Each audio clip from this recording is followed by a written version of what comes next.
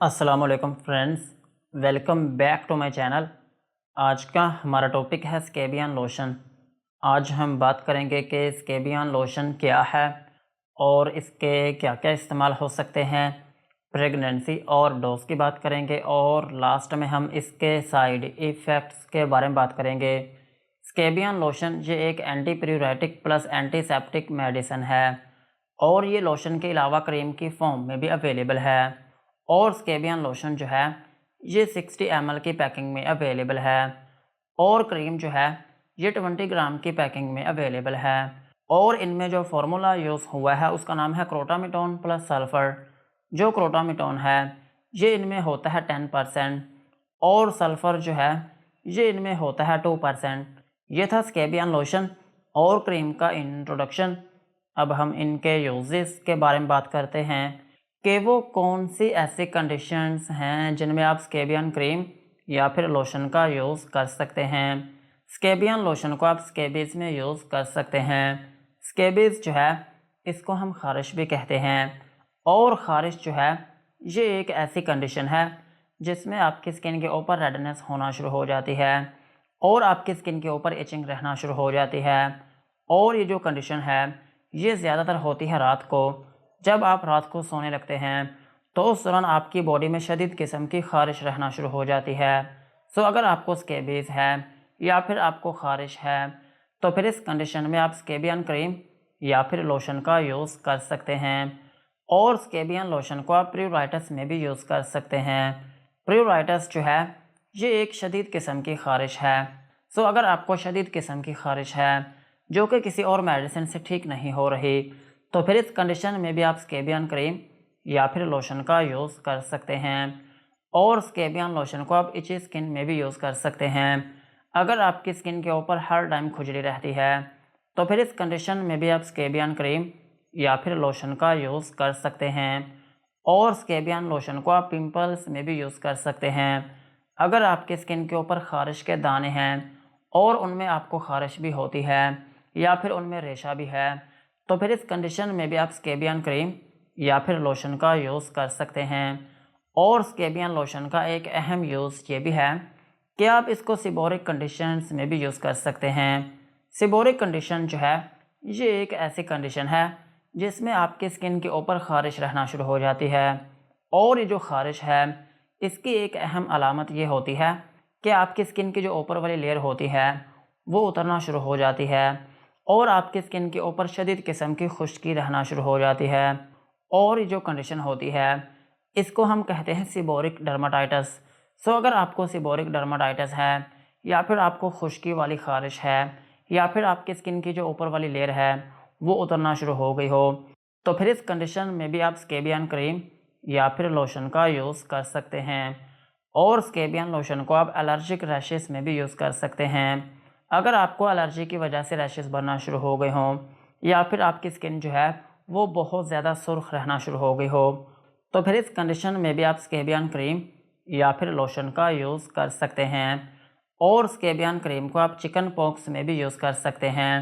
Chicken pox जो है ये एक highly contagious viral skin infection है और इसकी एक अहम अलामत ये होती है कि आपकी स्किन के ऊपर छाले बनना शुरू हो जाते हैं और ये जो छाले होते हैं इनमें फ्लूइड होता है। इस कंडीशन में भी आप स्केबियन क्रीम या फिर लोशन का यूज़ कर सकते हैं। और स्केबियन लोशन को आप ड्राई एक्जिमा में भी यूज़ कर सकते हैं। अगर आपकी स्किन के ऊपर खुश्क ख़ारिश है तो फिर इस कंडीशन में भी आप स्केबियन क्रीम या फिर लोशन का यूज़ कर सकते हैं। और स्केबियन क्रीम को आप हाइव्स में भी यूज़ कर सकते हैं। हाइव्स जो हैं इसको हम अर्टिकेरिया भी कहते हैं और अर्टिकेरिया जो है ये छपाकी होती है। और छपाकी जो है इसमें ये होता है कि आपकी स्किन के ऊपर स्वेलिंग सी होना शुरू हो जाती है और ये जो स्वेलिंग होती है इसमें आपको ख़ारिश रहती है और आपकी स्किन जो है वो उभरी हुई नज़र आने लगती है। सो इस कंडीशन में भी आप स्केबियन क्रीम या फिर लोशन का यूज़ कर सकते हैं। और स्केबियन लोशन को आप इंसेक्ट बाइट्स में भी यूज़ कर सकते हैं।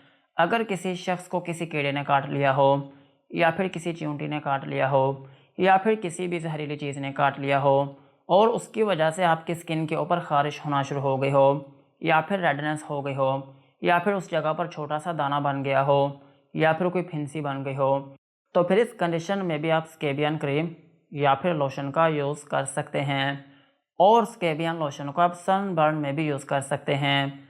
अगर धूप की वजह से आपकी स्किन जल गई हो या फिर उसमें ख़ारिश रहना शुरू हो गई हो या फिर आपकी स्किन के ऊपर इरिटेशन रहना शुरू हो गई हो या फिर आपकी स्किन जो है वो ऊपर से डैमेज होना शुरू हो गई हो, तो फिर इस कंडीशन में भी आप स्केबियन क्रीम या फिर लोशन का यूज़ कर सकते हैं।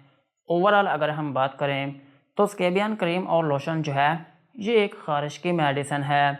अगर आपकी स्किन के ऊपर किसी भी वजह से ख़ारिश हो रही हो या फिर आपकी स्किन के ऊपर रैशेज़ हों या फिर आपकी स्किन के ऊपर ख़ारिश के दाने हों या फिर आपकी स्किन के ऊपर खुश्की जो है वो बहुत ज़्यादा हो और उस खुश्की वाली जगह पे आपको ख़ारिश भी होती हो या फिर आपकी स्किन के ऊपर चिकन पॉक्स बन गए हों या फिर सबसे अहम बात कि अगर आपकी स्किन के ऊपर शदीद किस्म की ख़ारिश रहती हो, तो फिर इन तमाम कंडीशंस में आप स्केबियन क्रीम या फिर लोशन का यूज़ कर सकते हैं। यही थे इनके यूजेस। अब हम इनकी डोज के बारे में बात करते हैं। अगर आपकी एज 18 साल से ज़्यादा है तो फिर आप इसकी क्रीम या फिर लोशन की एक छोटी सी लेयर दिन में एक मरतबा पूरी बॉडी पर अप्लाई कर सकते हैं। और इसको यूज़ करने का जो तरीका है वो ये होता है कि आपने रात को सोने से पहले अपनी गर्दन से लेकर पाँव तक पूरी बॉडी में लगाना होता है। सिर्फ अपने चेहरे पर नहीं लगाना होता, बाकी आपने इसको अपनी पूरी बॉडी पर अप्लाई करना होता है। और इस क्रीम या फिर लोशन को लगाने के बाद आपने 48 घंटों बाद नहा लेना होता है। इसमें ऐसा नहीं होता कि आपने रात को सोने से पहले लगाया और सुबह के टाइम नहा लिया।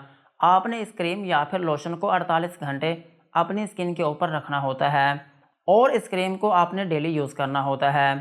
और नहाना जो है वो आपने 48 घंटे बाद होता है, यानी कि जब लास्ट टाइम आपने इसको अपनी स्किन के ऊपर अप्लाई किया हो उसके 48 घंटे बाद आपने नहाना होता है।